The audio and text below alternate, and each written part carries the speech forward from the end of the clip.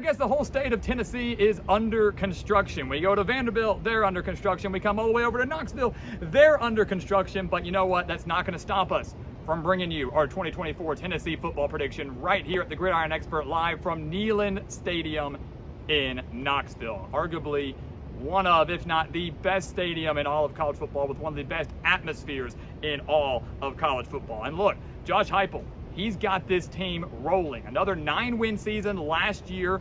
To cap off, it was an 11-win season in 2022. Those 20 wins combined for Heupel in the last 2 years, that's the most for anyone at Tennessee since 2003 and 2004. This is a dangerous, dangerous team, guys, that to me is only getting better, and they have an opportunity to be even better this year than they were last year, and that is a scary thought. You take a look at the offense. Last year, the offense was down. It was the worst offense under Josh Heupel. The Volunteers averaging just 31.8 points per game and 448 yards per game. Yeah, that sounds horrible to me. This is still a team that averaged over 240 passing yards per game and over 200 rushing yards per game, and they've got a perhaps generational quarterback coming in here in Knoxville, Nico Iamaleava, getting a lot of hype among Tennessee fans. The dangerous dual-threat QB threw for over 150 yards and had 4 total touchdowns in his bowl appearance against Iowa, and now has a chance to engineer Heupel's offense, maybe be one of the best quarterbacks to ever walk this campus and to ever play in this stadium. They returned tons of skill position players as well. Their running back, Dylan Sampson, over 600 yards last year. They returned their top wide receiver in Squirrel Wright with over 800 yards last year. Brew McCoy is back, and Chris Brazzell comes in from Tulane, a big-time transfer pickup for Josh Heupel and this offense. Factor it in with a loaded offensive line, and this is the Tennessee offense that could easily eclipse 35 points per game or more in 2024. Defensively, 5 starters are back, and the front 7 is dangerous. Very, very dangerous. They do lose their top 6 tacklers, but James Pierce does return up front on the defensive line. 10 sacks last year for him. They lose their entire back 7, though. They lose their entire secondary. That's the concern for Tennessee. How can they handle themselves against the pass? They do add Jacoby Thomas in at safety from Middle Tennessee, among a handful of other transfers that are trying to come in and bolster that secondary. They do get Keenan Pilley back at linebacker, had 190 tackles during his time at BYU. Didn't get to play last year at Tennessee, or at least played sparingly due to an injury. So this defense was the best under Josh Heupel last year, giving up just 20.3 points per game, has a chance to be even better now in 2024. We bring up their schedule. What's Tennessee up against? It's not too bad, if I'm being quite honest with you. They open the year up with a win against Chattanooga, and then they go to Charlotte to take on NC State, and that is a game that's really going to set the tone for both the Wolfpack and the Volunteers. It's going to be a really fun game, and a game that I think could be very high scoring when you look at NC State's new look offense with Grayson McCall and Jordan Waters and Casey Concepcion. This is a very dangerous Wolfpack squad that could challenge for an ACC title. The ironic thing here is Tennessee defensively, we said, is strong up front, very concerning in the secondary. It's the exact opposite for NC State. Very good in the secondary, a little bit concerning up front. I truly believe that Tennessee does have the better offense in this game, and I think they own the edge at the line of scrimmage. They own the edge at the defensive line, they own the edge on the offensive line, and the Volunteers, with the better offense and the ability to control the game, win in Charlotte to get to 2-0 and make them 3-0 when they beat Kent State. Then they enter conference play. That's where it gets interesting, right? That's where you're going to figure out Tennessee is going to contend for an SEC title.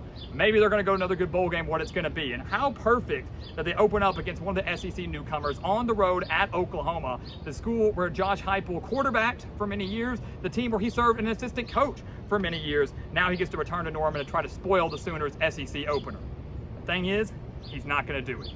Oklahoma is going to win this game. Norman will be rocking, not just because it's the first SEC game, because it's the first SEC game against a quality opponent. And I worry about Nico Iamaleava, such a young quarterback, playing in the toughest environment that his young career has seen so far. Norman will be the toughest environment he's seen to date.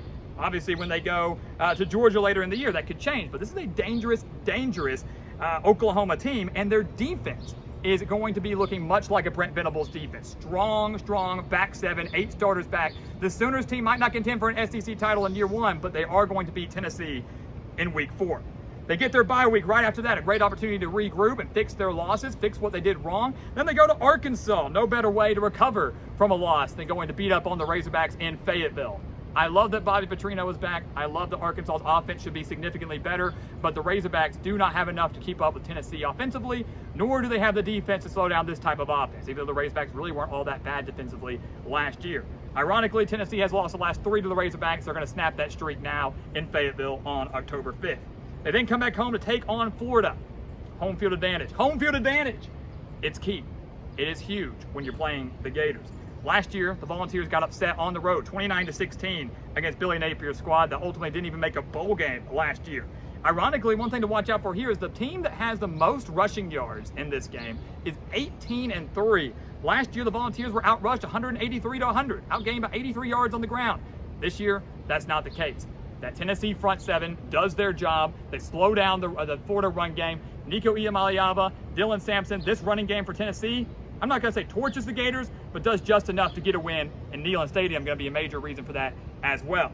So just like that, back-to-back wins, and then the third Saturday in October, back here at Neyland, they take on Kalen DeBoer and Alabama. Last time here they won, arguably the game of the year in 2022.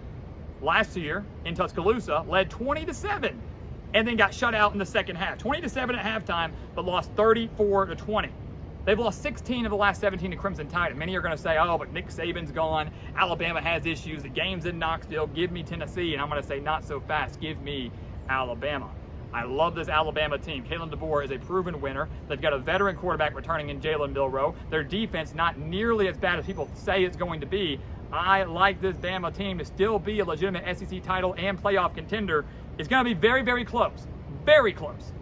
Alabama sneaks out a win in Knoxville, and the Volunteers drop their second game of the year and their second loss in conference play, which could be detrimental to any conference title hopes this team may have had. They get another bye week right after Alabama. I think they bounce back-to-back wins against Kentucky and Mississippi State. They've beaten Kentucky in 10 of the last 12 meetings, including a 33-27 win last year, and really have dominated this series for its entire history. Back at home off the week of rest, they should take down a Kentucky squad that will be dangerous, but not enough to win in Knoxville. And then Mississippi State, Jeff Levy versus Josh Heupel, 2 former Oklahoma guys on the staff at Oklahoma, 2 brilliant offensive minds, but the Bulldogs, they have a lot of question marks. They're a young team. It's going to take a while to rebuild this program, and Tennessee should win this game and win it rather convincingly. Then on the road against Georgia, it's the last true test for Tennessee this year. They have not defeated Georgia since 2016. That was when they had that miraculous Hail Mary with no time left in Athens. They lost 38-10 here at Neyland Stadium last year. And here's the interesting thing. Georgia has figured out Josh Heupel's offense. No other team really has, but Georgia and the brilliant defensive mind in Kirby Smart, they have. Listen to this stat here. Tennessee has never scored more than 17 points against Georgia since Josh Heupel took over. Never scored more than 17 against the Bulldogs. They've lost all those meetings. That has only happened 3 other instances against other teams. Tennessee has been held to 17 or less 3 other times. 2021 at Florida, and then last year, 2023 at Florida, and 2023 at Missouri. Those are the only times they've been held to under 17 points. But Georgia's done it 3 times. The Bulldogs at home in Athens with arguably the best quarterback in the nation in Carson Beck and an always strong defense take down Tennessee, and they win it by double digits. But the Volunteers bounce back, win their last 2 games at home against UTEP, and then on the road at Vandy, who they've beaten 5 straight years by an average of 29 points per game. Neither of those games should be very difficult, and both of those times their starters should be pulled probably early second half, I would say. So overall, guys, we've got Tennessee going 9-3, 5-3 in conference play. It's not great. It's not going to get them to Atlanta or anything like that. But it's a shot at another double-digit win season. Another very successful year.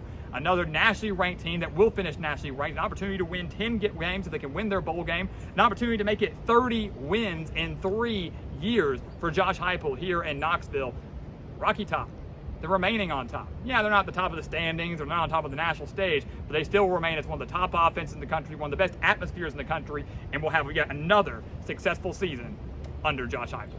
So guys, as always, thank you so much for watching us here at the Gridiron Expert on YouTube. Make sure to continue to like, comment, subscribe, share our videos, and check out everything down in the description below. That includes our website, thegridironexpert.com, home of those expert picks. Do not miss out on those. Go sign up for those today, because we promise you're not going to want to miss out. And also just make sure, guys, check out everything, become a member of our GE Nation, because you're not going to want to miss out on the rest of the content we have for you this offseason, and certainly once the season begins. And once again, as always, thank you so much for watching, and we'll see you next time right here on the Gridiron Expert. Yeah.